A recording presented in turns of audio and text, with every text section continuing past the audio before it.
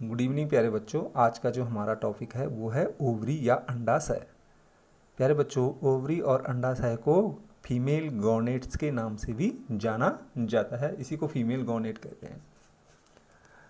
Ovary का जो मुख्य कार्य होता है वो होता है, एक तो जो ओव्यूम होता है या जिसे हम एग भी कहते हैं, और दूसरा जो फीमेल सेक्स हार्मोन्स होते हैं एस्ट्रोजन और प्रोगेस्टेरोन, इसका स्राव करना। ये दो मुख्य कार्य होते हैं ओवरी के।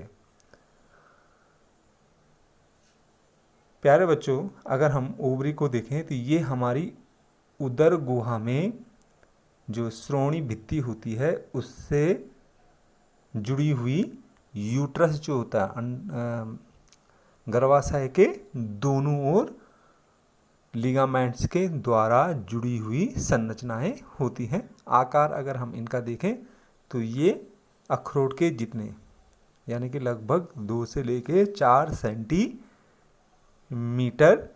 अंडाकार संरचनाएं होती हैं। अगर हम इसके संरचना को देखें तो एक जो ओवरी होती है वो बाहर से एक कोशिकीय मोटी इपीथीलियम कोशिकाओं से बनी परत के द्वारा घिरी हुई संरचना होती है। इस इपीथीलियम से बनी हुई परत को हम क्या बोलते हैं? जर्मिनल इपीथीलियम के नाम से जाना जाता है। इसे ध्यान रखना, जर्मिनल इपीथीलियम जो किससे बनी हुई है? इपीथीलियम कोशिकाओं की बनी हुई होती है, ठीक है ना। यही जर्मिनल इपीथीलियम किसका कार्य करती है? ओजिनेसिस का, ठीक है ना। ओजिनेसिस ये बाद में अभी हम पढ़ेंगे, इसके बाद तब आएगा, ठीक है ना।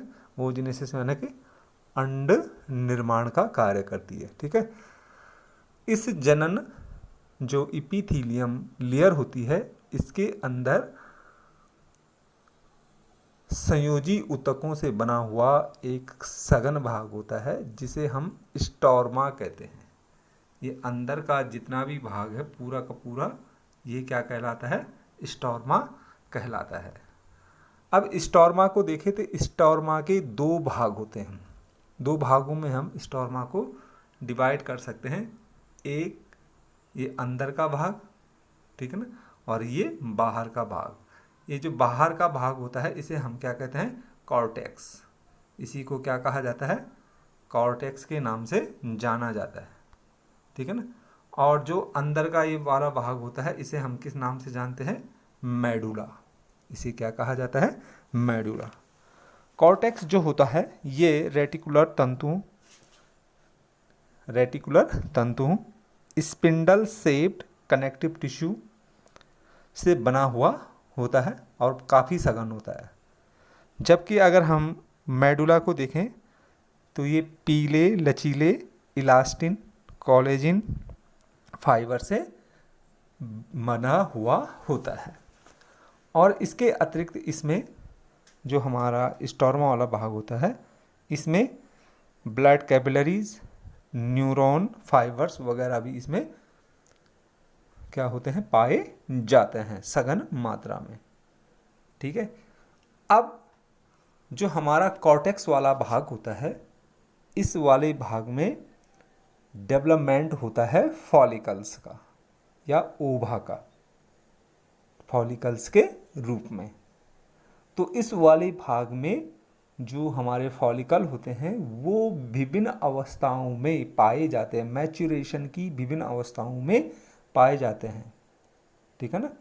मैच्योरेशन की विभिन्न अवस्थाओं में पाए जाते हैं। जैसे ये हमारे प्राइमरी फॉलिकल हो गए, सेकेंडरी फॉलिकल हो गया, ठीक है ना, और ये हमारा टर्सरी फॉलिकल हो गया, ठीक है ना, और ये हमारा ग्राफिन फॉलिकल होता है। तो जब जो फॉलिकल्स होता है पूर्ण रूप से मैच्योर्ड जो फॉलिकल होता है, परिपक्व फॉलिकल जो होता है, पुट्टिका भी कहते हैं इसे, परिपक्व जो पुट्टिका होती है उसे ग्राफिन फॉलिकल के नाम से जाना जाता है। जो प्राथमिक फॉलिकल्स का जो निर्माण होता है ये फॉलिकुलर कोशिकाओं के द्वारा होता है, ठीक है ना। जो जिनका जो डेवलपमेंट होता है वो किससे होता है? इपीथीलियम कोशिकाओं से होता है। इसके बीचों बीच में क्या होता है, एक एग सेल पाई जाती है, ठीक है ना, मध्य में क्या होती है, एग सेल पाई जाती है, ठीक है, और बाहर से फॉलिकल कोशिकाएं इसको चारों ओर से घेरे रहती है, ठीक है ना। अगर एक ग्रैफिन फॉलिकल की बात की जाए तो ग्रैफिन फॉलिकल जो होता है बाहर से इसमें जो लेयर पाई जाती है उसे कहा जाता है थीका, ठीक है ना। ये भी दो लेयर मोटी संरचना होती है थीका, एक थीका एक्सटर्ना और थीका इंटरना। इसके बीच में थीका एक्सटर्ना और थीका जो इंटरना होता है, इसके बाद की जो लेयर होती है उसे हम बोलते हैं ग्रेनुलोसा। क्या कहा जाता है, ग्रेनुलोसा कहा जाता है। तो ग्रेनुलोसा की जो लेयर होती है इसके मध्य में एक रिक्त स्थान पाया जाता है जिसे एंट्रम के नाम से जाना जाता है। जो हमारा इसके अंदर ओ साइट पाया जाता है, क्या पाया जाता है, ओ साइट, ठीक है ना, जिसे हम बोलते हैं सेकेंडरी ओ साइट, सेकेंडरी अवस्था में पाया जाता है ओ साइट। इसे अभी हम बाद में समझाएंगे आपको जब oogenesis के बारे में हम पढ़ेंगे। तो इसके अंदर ओ साइट या जो बाद में ओवा में डेवलप होगा वो पाया जाता है। इस ओ साइट के बाहर कोरोना रेडिएटा एवं जोना पेलुसिडा की लेयरें पाई जाती हैं। तो ये ग्रैफिन फॉलिकल है, इसको हम अलग से नए जो टॉपिक आएगा उसमें अलग से डिस्कशन करेंगे क्योंकि ये एग्ज़ाम के तौर पे भी काफ़ी महत्वपूर्ण है। कभी कभी इसी के बारे में पूछा जाता है कि ग्रैफिन फॉलिकल का नामांकित चित्र सहित क्या करना होता है, उसका डिस्कशन करना होता है या विस्तृत जानकारी देनी होती है, ठीक है ना। तो ग्रैफिन फॉलिकल बाद में जब ओव्यूलेशन की प्रक्रिया होती है, ओव्यूलेशन की प्रक्रिया में जो हमारा इसके अंदर ओ साइट होता है, सेकेंडरी ओ साइट, ठीक है ना, ये सेकेंडरी ओ साइट ओव्यूलेशन की प्रोसेस के द्वारा कहाँ पहुँच जाता है, फैलोपियन ट्यूब्यूल्स में। कहाँ पहुँचता है, फैलोपियन ट्यूब्यूल्स में। तो ये फैलोपियन ट्यूब्यूल में जब ये पूर्ण रूप से मैच्योर हो जाता है ग्रैफिन फॉलिकल तो ये रैप्चर्ड हो जाता है, यानी कि फट जाती है, और इससे जो एग होता है या ओवा होता है वो फैलोपियन ट्यूब्यूल्स में पहुंच जाती है, ठीक है ना। यहाँ पे ये ओव्यूलेशन की जो ये यहाँ पे रैप्चर हो रहा है, ओव्यूलेशन की प्रोसेस दिख रही है, और जो हमारा ओवा है ये हमारा फैलोपियन ट्यूब्यूल्स में आ जाएगा, ठीक है ना।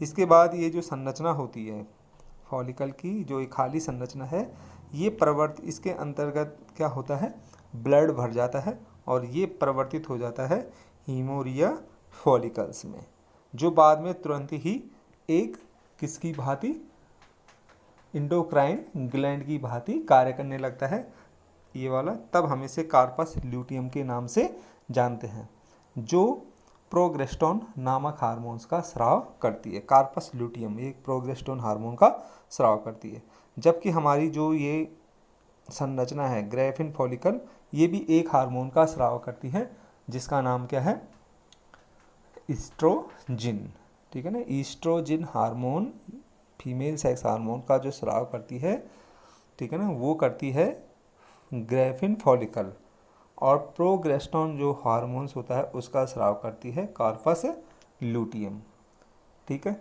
इसके बाद यदि ये एग होता है, ये यदि फर्टिलाइज हो जाता है तो कार्पस ल्यूटियम अगले कुछ समय तक बना रहता है और हार्मोन का स्राव करता है।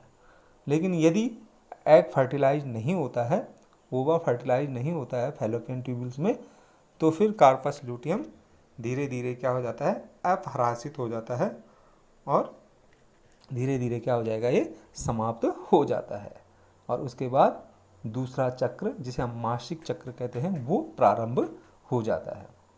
तो ये आज हमने इसके बारे में आपको एक शॉर्ट सी जानकारी दी है। इसे अभी स्कूल खुलने वाले हैं, उसके बाद फिर दोबारा से मैं श्यामपट पे भी आपको बताऊंगा, क्योंकि यहाँ पे वीडियो ज़्यादा लंबा हो जाता है तो उस चक्कर में जल्दी जल्दी बताना पड़ता है शॉर्ट में, ठीक है। तो आप इसको समझने का प्रयास करो, और आपके पास बुक होगी, है ना, बुक के माध्यम से भी आप इसे समझ सकते हैं, ठीक है।